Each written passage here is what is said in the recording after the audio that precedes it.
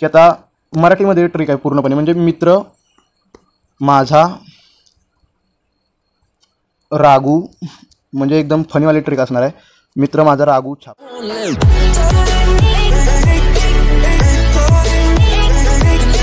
नाव माझं स्वरूप आणि पुन्हा एकदा तुमचं स्वागत आहे आपल्या चॅनलवरती.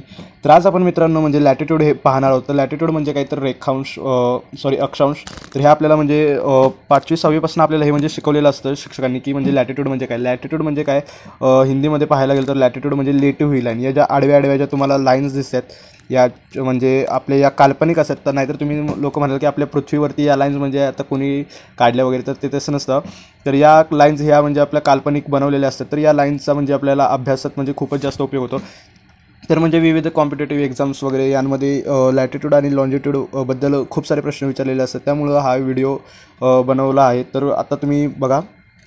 तर पहिली गोष्ट लॅटिट्यूड म्हणजे लक्षात कसं ठेवायचं. लॅटिट्यूड म्हणजे आपलं हिंदीमध्ये म्हणा गेलं तर लॅटिट्यूड म्हणजे लेटिव्ह ही लाईन. लेटिव्ह म्हणजे कशी झोपलेली अशी आडवी कशी असते आपली, त्या पद्धतीच्या लाईनला आपण काय म्हणतो लॅटिट्यूड म्हणतो. तर आता लॅटिट्यूड असतं ना, तर लॅटिट्यूडमध्ये मेन असतं ते म्हणजे इक्वेटर. इक्वेटर म्हणजे आपलं विषुववृत्त, मराठी भाषेत म्हणायला गेलं तर इक्वेटर म्हणजे विषुववृत्त. आणि आता तुम्ही म्हणाल की हे टोटल नंबर ऑफ लॅटिट्यूड किती असतं, तर टोटल नंबर ऑफ लॅटिट्यूड हे 181 असतात टोटल नंबर ऑफ लॅटिट्यूड. तर या लॅटिट्यूडचा आता पहिली गोष्ट म्हणजे उपयोग कशासाठी होतो अभ्यास करण्यासाठी.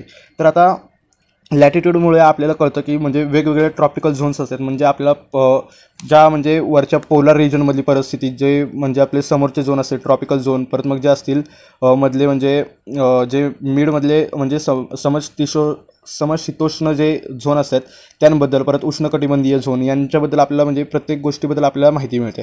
तर यासाठी आपल्याला म्हणजे लॅटिट्यूडचा आपल्याला अभ्यास करायचा आहे. तर आज आपलं पहिली गोष्ट म्हणजे आता लॅटिट्यूडला म्हणजे आपली म्हणजे डेफिनेशन काय असते. म्हणजे आता NCERTमध्ये लॅटिट्यूडची डेफिनेशन काय आहे, तर angular distance from the equator is called a latitude. Angular distance from the equator म्हणजे आता हे इक्वेटर आहे ना, हा जो आपला मेनवाला विषुववृत्त, इक्वेटरला विषुववृत्त म्हणतात, जे की असतं 0 डिग्री. तर आता ह्या इथनं जे अँग्युलर डिस्टन्स असतं ना, तर याला लॅटिट्यूड म्हणतात. तर मला हे चुकीचं वाटतं, कारण की अँग्युलर डिस्टन्स असलं ना तर हे असे अँगल वगैरे फॉर्म करणार, आणि त्यामुळे मग आहे ना आपलं जे लॅटिट्यूड असतात ना त्यांना पॅरलल ऑफ लॅटिट्यूड म्हणलं जातं. आपलं जे लॅटिट्यूडला पॅरलल्स ऑफ लॅटिट्यूड आणि लॉन्जिट्यूडला मेरिडियन. लॉन्जिट्यूड कशा असतात, तर लॉन्जिट्यूड अशा सरळ रेषा असतात आपल्या पृथ्वीवरती, अशा सरळ चांगल्या अशा रेषा असतात. आणि ज्यातली म्हणजे ही जी आता आपण लॅटिट्यूडमधल्या मेनवाल्या रेषेला म्हणजे 0 डिग्रीला आपण काय म्हणतो इक्वेटर म्हणतो. तर यांच्यातल्या ह्यावाल्या रेषेला प्राईम मेरिडियन असं म्हणतात. तर असं असतो सीन. तर आता आपल्याला अभ्यासायचं आहे ते म्हणजे आता लॅटिट्यूडला लक्षात कसं ठेवायचं. तर आता टोटल नंबर ऑफ लॅटिट्यूड किती असतात, तर तुम्हाला सांगितलं की मी 181 असतात, 181 असतात. मग आता ते आता जर लॅटिट्यूड जर 181 आता कसे म्हणायचे, तर पहिल्या ज्या पॅरलल संख्या आहेत ना त्या 189 आहेत, 189. आणि मग त्याच्यानंतर मग त्याच्यामध्ये हे इक्वेटरची एक लाईन जाणार, परत एक जाणार ती ट्रॉपिक ऑफ कॅन्सर, आणि परत एक जाणार ट्रॉपिक ऑफ कॅप्रिकॉन म्हणजे मकरवृत्त, कर्कवृत्त आणि आपलं विषुववृत्त. विषुववृत्ताला म्हणजे आपलं हिंदीमध्ये काय म्हणतात, आपलं मूळ रेखा असं काहीतरी म्हणतात, मला एवढं काही हिंदीमधलं माहिती नाही. तर ते 3 ॲड करून किती होतात आपले 178 असतात, आणि त्याच्यामध्ये 3 प्लस केलं की 181 आपले टोटल आपले काय म्हणतात लॅटिट्यूड्सच्या लाईन्स होतात. तर आता लॅटिट्यूड्सच्या लाईन्सबद्दल आपल्याला अजून आता पाहायचं आहे की म्हणजे आता त्यांचे झोन्स कसे असतात.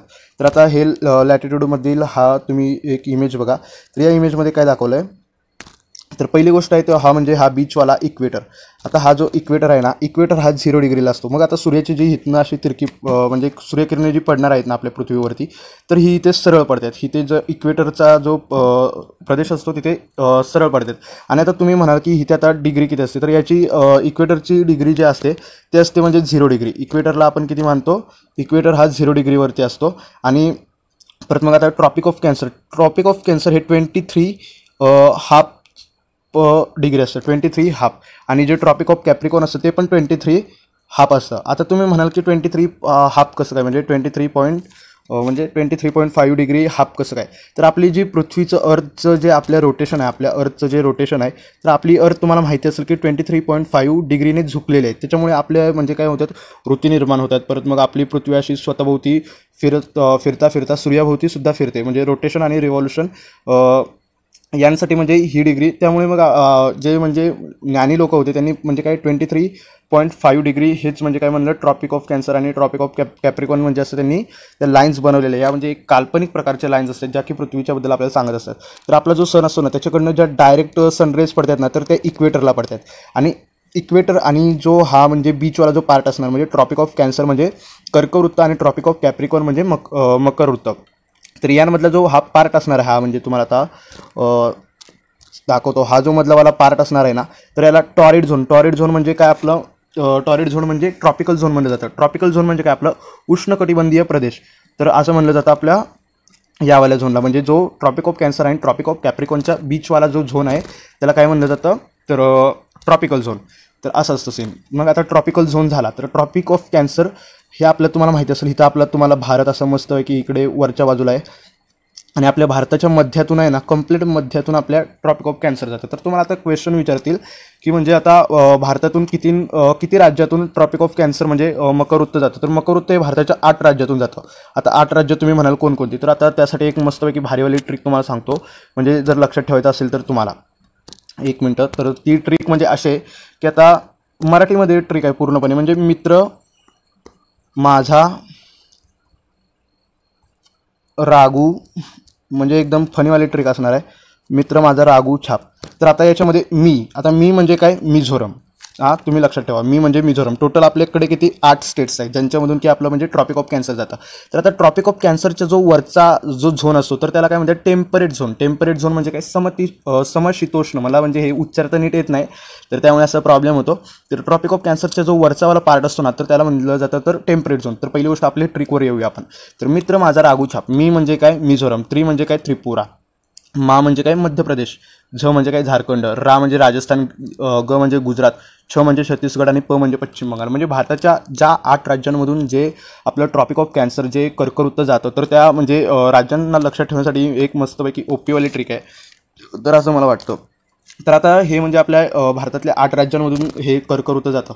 तर आता तुम्हाला जर प्रश्न जर विचारला की भारतातल्या म्हणजे कोणत्या राज्यावरती सूर्यकिरणे ही लंबरूप पडणार. आता तुम्हाला माहिती असेल ज्या डायरेक्ट सनरेज ज्या पडतात या ट्रॉपिक ऑफ कॅन्सरमधल्याच स्टेटवरती पडणार. ट्रॉपिक ऑफ कॅन्सरमध्ये असणाऱ्या सिटीजवरती पडणार.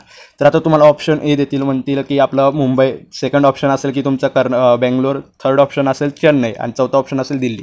तर तुम्हाला कळलं आहे की कोणत्या राज्यांमधून कर्कवृत्त पास होतं. तर कर्कवृत्त पास होणाऱ्या जी वरची जी राज्य आहेत तिथे म्हणजे काही तो झोन असणार आहे तो समशीतोष्ण झोन असणार आहे म्हणजे टेम्परेट झोन असणार आहे म्हणजे तिथे सूर्यकिरणेही लंबरूप पडणार नाहीत. मग आपला ऑप्शन नंबर कोणता येणार. ऑप्शन नंबर आपला डी वाला दिल्लीवाला आपला ऑप्शन बरोबर येणार आहे. तर अशा प्रकारे म्हणजे तुम्हाला कोणत्याही प्रकारचा जर फिरून क्वेश्चन जर विचारला तरी तुम्ही त्याचं म्हणजे इझिली आन्सर देऊ शकता असं मला वाटतं. तर आता तुम्ही म्हणाल की आता म्हणजे यांचा म्हणजे हे झोन्स कशासाठी असतात. तर आता आता हे झोन्स असतात ना आपले तर या झोन्सवरून आपल्याला खूप साऱ्या गोष्टी म्हणजे आपल्याला निघतात. तर आता पहिली गोष्ट जे आहे ते आता जे ट्रॉपिकल झोनमधले जे हे असणार आहेत आपले काय म्हणतात जे क्षेत्र असणार आहे तिथे जे टेम्परेचर असणार आहे हे टेम्परेचर हाय असणार आहे. जे वरचेवाले स्टेट्स वगैरे असणार आहे त्यांच्यापेक्षा इथलं टेम्परेचर हाय असणार आहे. आता जो आपला जो ट्रॉपिक ऑफ कॅन्सरच्या नंतर वरचा जो पार्ट असतो त्याला काय म्हणतात आर्टिक सर्कल जे किती असतं 66.5 डिग्री एवढ्यावरती काय असतं आपलं ते आर्टिक सर्कल. खालचा असतो तो अंटार्क्टिक सर्कल. वरचा असतो तो आर्टिक सर्कल आणि ते दोन्ही 66.5 डिग्रीला काय म्हणतात आपले असतात पृथ्वीच्या. तर आता हे पृथ्वीच्या रोटेशनच्या वेळेला म्हणजे आता हा जो झोन असणार आहे तर इथे सूर्यकिरणे तुम्ही कळेल की इथे म्हणजे सूर्यकिरणे डायरेक्ट पडणार आहेत आणि इथे जी सूर्यकिरणं पडणार आहेत ती म्हणजे कशी उशिरा म्हणजे तिथे बऱ्यापैकी काही ठिकाणी तर पडणारच नाहीत. मग तिथला झोन कसा असणार आहे फ्रिजिड झोन. फ्रिजिड म्हणजे आपला काय बर्फाच्छादित असं म्हणू शकतो आपण बर्फाच्छादित प्रदेश. जो मधलावाला असणार आहे तो समशीतोष्ण पट्टा. परत आपला जो वरचा म्हणजे जो इक्वेटरच्या वरचा आणि खालचा असणार आहे ट्रॉपिक ऑफ कॅप्रिकॉर्न आणि ट्रॉपिक ऑफ कॅन्सर म्हणजे 23.5 डिग्रीचा जो बीचमधला जो पार्ट असणार आहे 0 डिग्रीपासून तर तो असणार आहे म्हणजे आपला उष्णकटिबंधीय प्रदेश म्हणजे टॉरिड झोन म्हणजे आपला ट्रॉपिकल झोन आणि जो त्यांच्या खालचा असणार आहे तो असणार आहे टेम्परेट झोन. तर हे झोन्स होते जे तुम्हाला म्हणजे लक्षात ठेवणं म्हणजे खूपच जास्त म्हणजे काय म्हणते तर गरजेचं आहे. तर आता इम्पॉर्टंट सांगू का तुम्हाला तर नॉर्थ अमेरिका आणि आशिया ह्या अशा म्हणजे 2 खंड आहेत. नॉर्थ अमेरिका तुम्हाला म्हणजे आपलं कोणतं आशिया खंड आपला आणि एशिया आणि नॉर्थ अमेरिका तुम्हाला वर्ल्ड मॅप तुम्हाला इथे मी साईडला देईन. तर हे 2 असे जे म्हणजे खंड आहेत की ज्यांच्यामधून हे तिन्ही जे म्हणजे आपले काय म्हणतात झोन्स असतात ना, म्हणजे कोणता आपला ट्रॉपिकल झोन, टेम्परेट झोन आणि फ्रिजिड झोन, हे तिन्ही झोन या म्हणजे 2 आपल्या काय म्हणतात कॉन्टिनेंट्सपासून, आपले किती 5 कॉन्टिनेंट्स आहेत त्यांपैकी या 2 कॉन्टिनेंट्सपासून 5 म्हणतो 7 कॉन्टिनेंट्स आणि 5 आपले काय म्हणतात ग्रेट ओशन्स आहेत. तर त्यांपैकी जे 7 आपले कॉन्टिनेंट्स आहेत त्यापैकी 2 कॉन्टिनेंट्समधून हे तिन्ही झोन पास आउट होतात, ते म्हणजे एशिया आणि नॉर्थ अमेरिका. तर हा एक होता म्हणजे चांगला फॅक्ट. आणि त्याच्यानंतर आता तुम्ही म्हणाल की आता म्हणजे हे आपल्याला स्टडी करण्याचं गरज काय आहे. तर हे आता स्टडी करण्याची म्हणजे पहिली गोष्ट तर गरज ही अशी असणार आहे की आता तुम्हाला एक म्हणजे चांगलीवाली ट्रिक सांगतो. तर पहिली गोष्ट, सूर्य जो येणार आहे ना, सूर्याची ही किरणं पडणार आहेत ती इथून आपलं ट्रॉपिक ऑफ कॅन्सरला पहिली गोष्ट वरती जातात, आपल्या ट्रॉपिक ऑफ कॅन्सरला. आणि परत ट्रॉपिक ऑफ कॅन्सरवरून परत मग येतात इक्वेटरला, परत इक्वेटरवरून कुठे येतात ट्रॉपिक ऑफ कॅप्रिकॉनला, परत ट्रॉपिक ऑफ कॅप्रिकॉनवरून परत पुन्हा इक्वेटरला जातात. तर आता तुम्ही म्हणाल हे इथून इथे गेलं तिथून तिथे गेलं, आता हा नक्की काय बोलतोय. तर आता ह्याच्यामध्ये सांगतो. तर इथून इक्वेटरवरून ट्रॉपिक ऑफ कॅन्सरवरती जायला त्याला 3 महिने लागतात. पर तिथून 3 महिन्याचा कालावधी घेऊन म्हणजे इक्वेटरला रिटर्न यायला त्याला किती 3 महिने लागणार आहेत. म्हणजे तुम्ही विचार करू शकता की आपला भारत कुठे आहे, ट्रॉपिक ऑफ कॅन्सरमध्ये. तर मग आता आपल्या भारतामध्ये केव्हा म्हणजे आपला काय म्हणतो तर सर्वात जास्त गरमी केव्हा आपल्याला वाटते. तर 3 + 3 बरोबर किती म्हणजे 6. आपण आता कुठे होतो, एकच मिनिट. तर आता आपलं जे 3 महिन्याचं जे झोन असणार आहे तर ते असं आपल्या भारतामध्ये 3 आणि 3 + 6 म्हणजे 6 महिन्यानंतर ना आपल्या म्हणजे 6वा महिना आपला कोणता असणार आहे, जून. तर इथले 3 महिने म्हणजे टोटल आपल्या 6व्या महिन्यामध्ये म्हणजे जूनमध्ये आपल्या इथे सर्वात जास्त उष्णता असणार आहे. हे तुम्ही ऑब्झर्व पण केलं असेल आणि एकदम म्हणजे नॉर्मल फॅक्ट आहे. म्हणजे याच्यावरून तुम्ही काढू शकता की कोणत्या स्टेटमध्ये म्हणजे केव्हा उन्हाळा असेल, केव्हा हिवाळा असेल, केव्हा कुठे गरमी असेल, याचा पण आपण म्हणजे इथून म्हणजे छोट्याशा माहितीवरून आपण अंदाज काढू शकतो. तर आता तुम्हाला माहिती असेल जो आपला जो जूनमधला महिना असतो, जूनमधला म्हणजे 21 जून असतो ना आपला, 21 जूनला काय म्हणतात तर समर सोल्स्टायर म्हणलं जातं. समर सोल्स्टायर का, तर या दिवशी म्हणजे तुम्हाला आता 21 जून दिवशी माहिती असेल तर इंटरनॅशनल योगा डेसुद्धा असतो. आणि हा जो डे असतो 21 जून हा लॉंगेस्ट डे असतो. कुणासाठी, तर हा लॉंगेस्ट डे असतो कारण की ज्यावेळेला सूर्य असतो ना, सूर्य हा यावेळेला म्हणजे जेव्हा सर्वात जवळ येतो तेव्हा काय म्हणतात अपिहिलियन आणि पेरिहिलियन. तर ते जे डेज असतात, आता तुम्हाला सांगतो पहिले म्हणजे छोट्या गोष्टी म्हणजे महत्त्वाच्या असतात ज्या आपल्या म्हणजे पृथ्वीच्या जवळ सर्वात जास्त जवळ आपला जो सूर्य असतो ना, पृथ्वीच्या सर्वात जवळ सूर्य हा 3 जानेवारीला येतो. आणि सर्वात लांब सूर्य केव्हा जातो तर आपला 4 जुलैला, सर्वात पृथ्वीपासून दूर.